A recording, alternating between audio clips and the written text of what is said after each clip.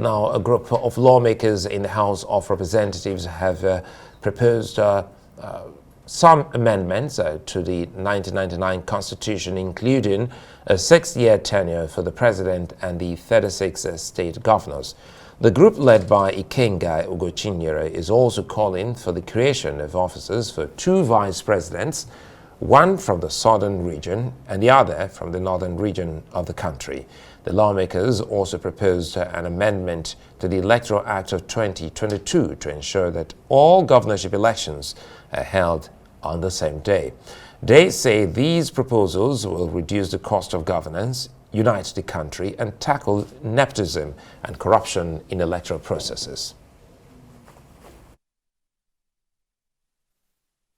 A single tenure of 6 years, rotation of power between North and South and among the geopolitical zones and the senatorial zones for the governorship. And also single tenure for the presidency and single tenure for the governorship 6 years, removing the billions we spend in re-election and the uncertainty it brings to our electoral process, plus the corruption it also brings. And also, we are seeking for all elections to be conducted in one day, reducing the cost of conducting election, getting more citizens involved on election day, and reducing to the barest minimum the possibility of rigging, because you will have those interested in the presidency, in the governorship, in the state assembly, in the national assembly, in the local government, all turning up to vote for their different candidates. Each of the polling units will be populated, and that can help to provide a lot of defense. Those of us from Kogi State and Benue State, for example, knows what is happening in our states, if not by divine intervention.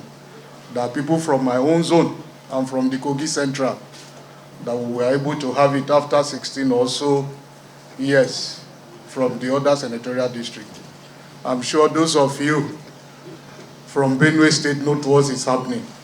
If this can be accepted and adopted in the new coming constitution that is being proposed, the reviewed constitution, it will bring harmony and more development to those states. Security and inclusiveness of all of us. You also will agree that at different times our interests could differ. Some persons would want to travel home because they have a candidate who wants to contest for probably the House of Assembly. And the other elections won't have anything to do with them, they don't bother. So if you aggregate diverse interests, you would find out that voter turnout would definitely improve. We want to ensure that all potential of young people is utilized. That is by providing opportunity for a rotation from the presidency to the governorship and to local government election. Given this full participation, you will understand that people will have roles to play at different levels.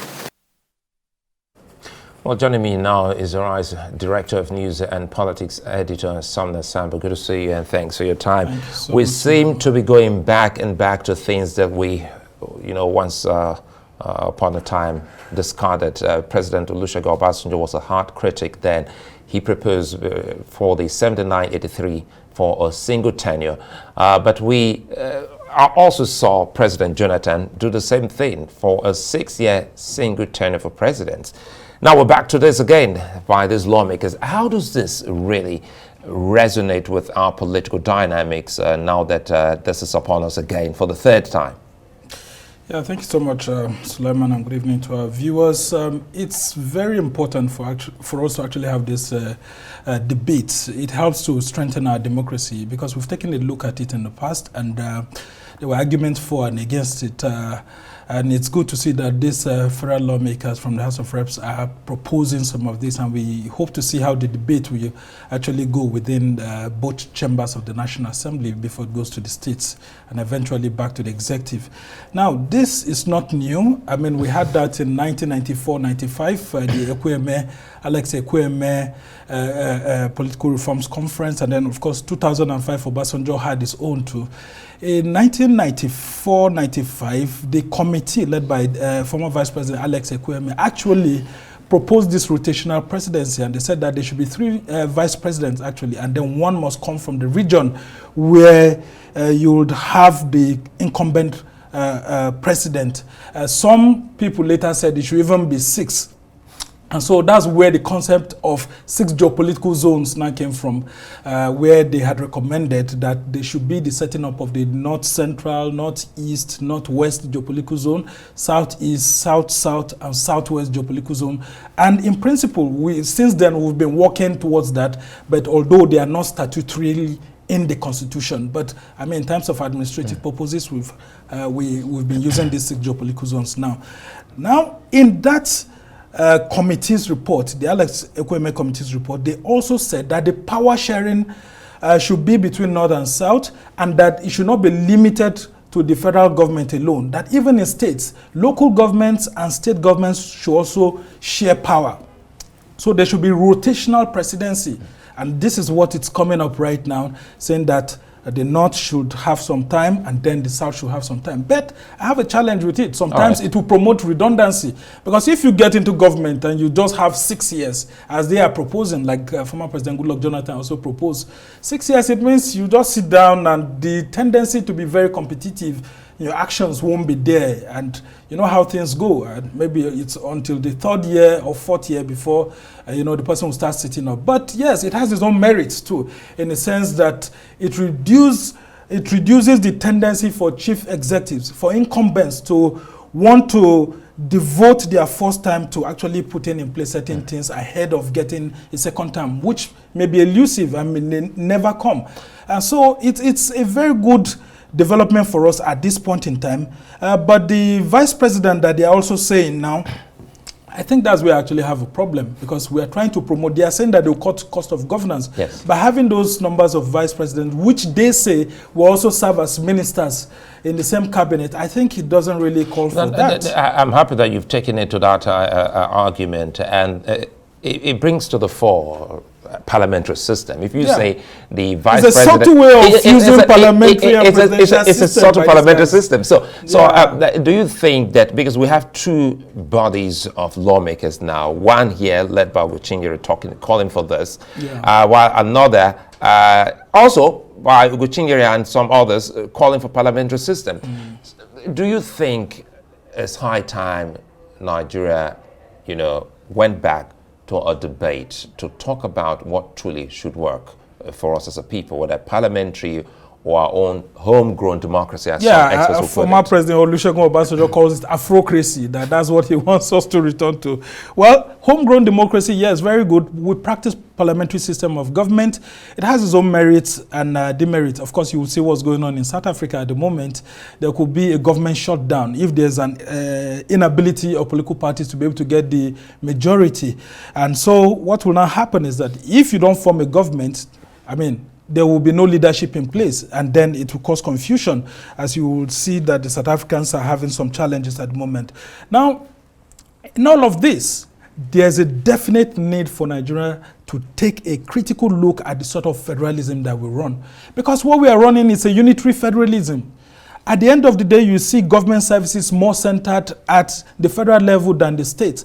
Now, there needs to be an honest conversation, and we need to take a critical look at why former military head of state, Sani Abacha, did not take some of these resolutions into play. Because he was a military head of state, he had all the powers to actually go into a fiat and, ensure that some of these things were put in place. But while the Ekwueme committee report was recommending that we should take a look at this winner takes it all mentality and remove it, nonetheless, with the way Nigeria's system ethnicities exist, you need someone who is strong at the center to be able to take certain decisions. And that's what the parliamentary system doesn't give you an edge over. Because people do things anyhow, and if care is not taken, you don't have a stronger center, we won't be able to let me latch take on, certain decisions. Sumner, let me latch on to what you qualified you said honest conversation. It tells a lot of story.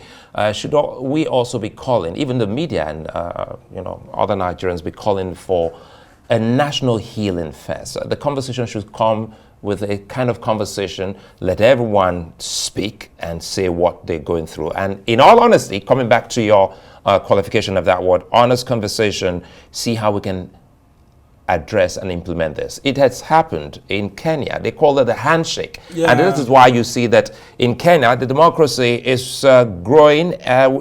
At every point you think it's going to break, you see something very beautiful happening.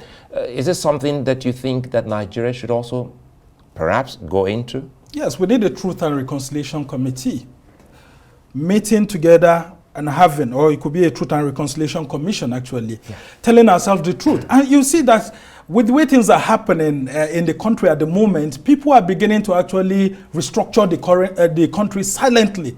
You see that there's a heightened call for regionalism. Now, you would have seen that the Southwest governors met today. They adopted a regional anthem for themselves. People are beginning to say that President Tinubu is, through some political underground work, actually promoting regionalism. Yes, regionalism is good and it has its own merits and all of that, but it has to be a national conversation and not just a regional conversation or a subtle political move that may boomerang if it's not well coordinated.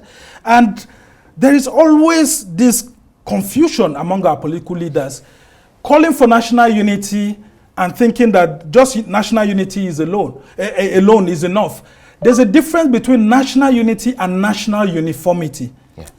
Now, we run a federalism. The fact that we want a national unity does not mean that we are uniform. And so our political leaders must promote honest conversations that will see us come together and see if we are going back to regionalism. What happens to the issues of fiscal federalism? What happens to what used to happen in the past? And then what sort of restructuring are we looking at? Because the idea of restructuring to a northerner is different from the way a southerner actually sees restructuring. And then you see this regionalism that people are promoting. It has its own downsides. Because if you see a region not contributing so much and you want to leave them to what they are, then they may also trigger the clause where they would want to go out of the federation because they are being ill-treated. Because people are also calling that, just like Chief Obafemi Awolowo had called during one of our constitutional review meetings, that there should be a secession clause whereby if any part of any region of the country is not happy with the way the country is going, that it can secede. It has its own dangers. So while we're going to regionalism, we must understand that every part of the country is very important, and some may be beneficial to us now, some may not be beneficial. It may be in the next 50 years before we start taking advantage of the region. So let's have a healthy conversation about it. Yeah, speaking of which, let's see if we can wrap up on this. Talking of conversation, this is not the first time we've had conversations. Call it any name, Constitutional Conference and so many others. But the thing here is about the implementation. We've never had that, courage to open the books and even implement. So at what point do you think this 10th Assembly can help galvanize support for such conversation and ensure that it still will be a conversation that will not gather dust somewhere on a shelf?